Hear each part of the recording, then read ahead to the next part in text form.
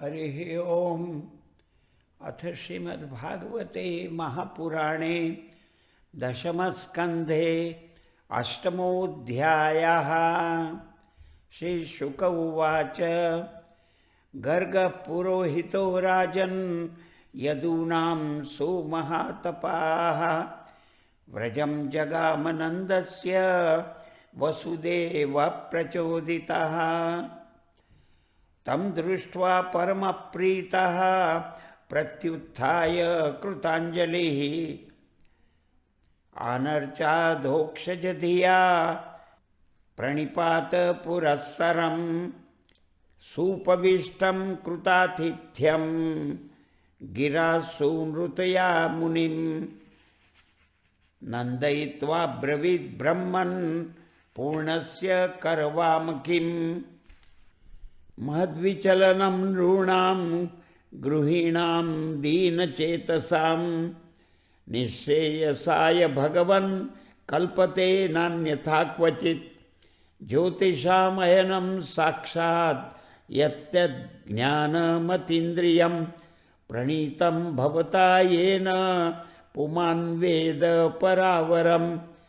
त्वं हि ब्रह्मविदां श्रेष्ठः संस्कारान् कर्तुमर्हसि बालयोरनयोर्नॄणां जन्मना ब्राह्मणो गुरुः। गर्ग उवाच। यदूनामहमाचार्यः ख्यातश्च भुवि सर्वतः सुतं मया संस्कृतं ते मन्यते देवकी सुतम्। कंसः पापमतिः सख्यं तव चानकदुन्दुभेः देवक्या अष्टमो गर्भो न स्त्री भवितुमर्हति इति संचिन्तयन् श्रुत्वा देवक्या दारिकावचः अपि हन्ता गता शङ्कस्तर्हि तन्नो नयो भवेत्। नन्द उवाच।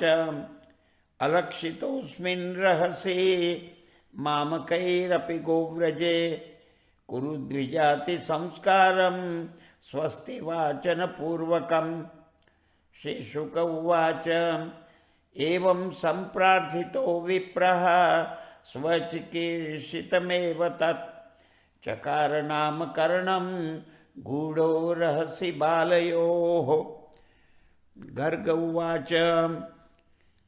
अयं हि रोहिणीपुत्रो रमयन् सुहृदो गुणैः आख्यास्यते राम इति बलाधिक्यात् बलं विदुः। यद्नाम पृथग्भावात् सङ्कर्षणमुशन्त्युत आसन् वर्णाश्रयो ह्यस्य गृह्णतो नुयुगं तनूः। शुक्लो रक्तस्तथा पीत इदानीं कृष्णतां गतः प्रागयं वसुदेवस्य क्वचिज्जातस्तवात्मजः वासुदेव इति श्रीमान् अभिज्ञात् सम्प्रचक्षते बहूनि सन्ति नामानि रूपाणि च सुतस्य ते गुणकर्मानुरूपाणि तान्यहं वेद नो जनाः। एष वः श्रेयाधास्यद् गोपगोकुलनन्दनः अनेन सर्वदुर्गाणि यूयमञ्जस्तरिष्यथ पुराणेन व्रजपते साधवो दस्युपीडिताः अराजके रक्ष्यमाणा जिज्ञुर्दस्यून् समेधिताः। य एतस्मिन् महाभागाः प्रीतिं कुर्वन्ति मानवाः नारयोऽपि भवन्त्येतान् विष्णुपक्षानि वासुराः तस्मान्नन्दात्मजोऽयं ते नारायणसमो गुणैः श्रिया कीर्त्यानुभावेन गोपायस्व समाहितः इत्यात्मानं समादिश्य गर्गे च स्वगृहं गते नंद प्रमुदितो मेने आत्मानं पूर्णमाशिषां कालेन व्रजताल्पेन गोकुले रामकेशवौ जानुभ्यां सह पाणिभ्यां रिङ्गमाणौ विजहतुः तावङ्घ्रियुग्ममनुकृष्य सरीसृपन्तौ घोषप्रघोषरुचिरं व्रजकर्दमेषु तन्नादरुष्टमनसावनुसृत्य लोकम् मुग्धप्रभीतवदुपेय तुरन्ति मात्रोः तन्मातरौ निजसुतौ घृणया स्नुवन्त्यौ पङ्काङ्गरागरुचिरा उपगृह्य दोर्भ्यां दत्त्वा स्तनं प्रबिभतोः स्म मुखं निरीक्ष्य मुग्धस्मिताल्पदशनं ययतु प्रमोदम्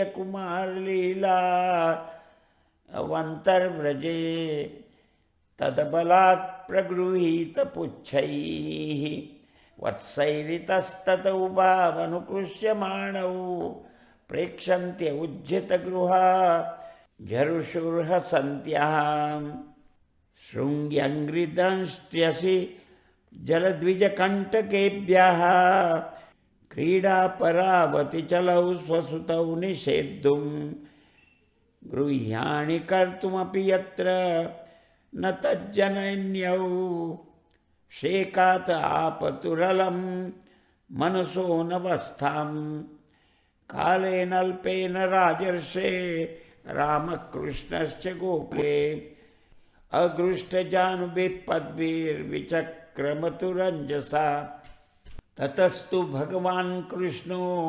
वयस्यैर्व्रजबालकैः सह रामो व्रजस्त्रीणां चिक्रीडे जनयन्मुदं कृष्णस्य गोप्यो रुचिरं वीक्ष्य कौमारचापलं शृण्वन्त्याः किल तन्मातुरिति होचुः समागताः वत्सान्मुञ्चन् क्वचिदसमये क्रोशसञ्जातहासा स्तेयं स्वाद्यत्यथ दधिपयः कल्पितैस्तेययोगैः मर्कान् भोक्ष्यन् विभजति स चेन्नात्तिभाण्डं भिनत्ति द्रव्यालाभे स गृहकुपितो यात्युपक्रोश्यतोकान् हस्ताग्राह्ये रचयति विधिं पीठकोलूखलाद्यैश्छिद्रं ह्यन्तर्निहितवयुनः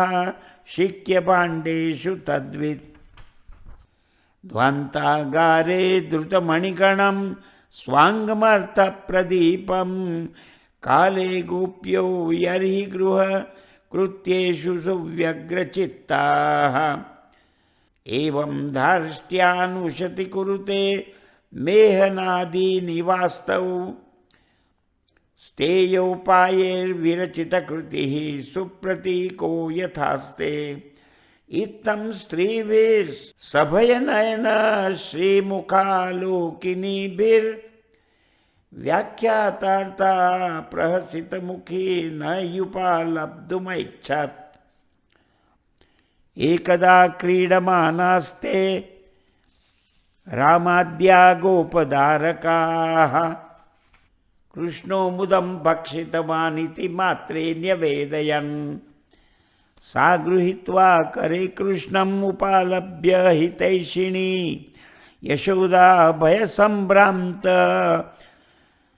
प्रेक्षणाक्षमभाषत कस्मान्मृतमदान्तात्मन् भवान् भक्षितवान् रहः वदन्ति तावकाह्येते कुमारास्तेऽग्रजोऽप्ययम् नाहं भक्षितवानम्ब सर्वे मिथ्याभिशंसिनः यदि सत्यगिरस्तर्हि समक्षं पश्य मे मुखम् यद्येवं तर्हि व्यादेहीत्युत्तस्य भगवान् हरिः व्यादत्ता व्याहतैश्वर्यः क्रीडामनुजबालकः सा तत्र ददृशे विश्वं जगत्स्नास्नु च खं दिशः साद्रिद्वीपाब्धिभूगोलम् सवायवाग्नीन्दुतारकम् ज्योतिश्चक्रं जलं तेजो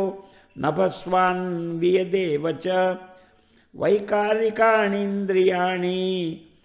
मनोमात्रा गुणाश्रयः एतद्विचित्रं सहजीवकाल स्वभावकर्माशयलिङ्गभेदम् सूनोस्तनौ वीक्ष्य विहारितास्ये व्रजं सहात्मानमवाप शङ्काम् किं स्वप्न एतदुत देव माया किं वा मदीयो बत बुद्धिमोहः अथो अमुष्यैव ममाल्पकस्य यः कश्चनोत्पत्तिकात्मयोगः अथो यथावन्न वितर्कगोचरं चेतो मनः कर्म वचोभिरञ्जसा यदाश्रयं येन यतः प्रतीयते सुदूरविभाव्यं प्रणतास्मि तत्पदम् अहं ममासौ पतिरेष मे सुतो व्रजेश्वरस्याखिलवित्तपासति गोप्यश्च गोपाः सह गोधनाश्च मे यन्मायेत्थं कुमतिः समे गतिः इत्थं विदिततत्त्वायां गोपिकायां सेश्वरः वैष्णवीं व्यतनोन्मायां पुत्रस्नेहमयीं विभुः सद्यो नष्टस्मृतिर्गोपी सारोप्यारोहमात्मजम् प्रवृद्धस्नेहकलिलः हृदयासीद्यथा पुरा त्रय्या चोपनिषद्भिश्च सांख्ययोगैश्च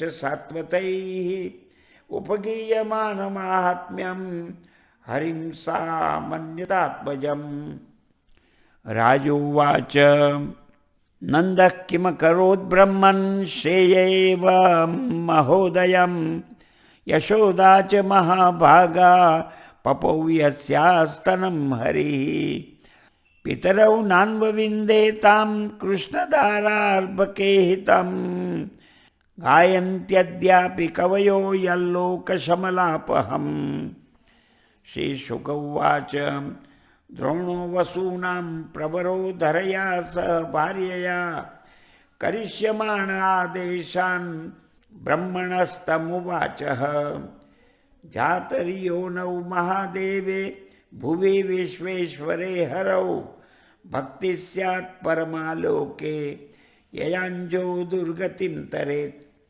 अस्त्वित्युक्तः स भगवान् व्रजे द्रोणो महायशाः जज्ञे नन्द इति ख्यातो यशोदा सादराभवत् ततो भक्तिर्भगवती पुत्री भूते जनार्दने दम्पत्योर्नितरामासीत् गोपगोपीषु भारत कृष्णो ब्रह्मण आदेशं सत्यं कर्तुं व्रजे विभुः सह रामो वसंश्चक्रे तेषां प्रीतिं स्वलीलया हरिः ओम् इति श्रीमद्भागवते महापुराणे पारमहंस्यां संहितायां दशमस्कन्धे पूर्वार्धे अष्टमोऽध्यायः।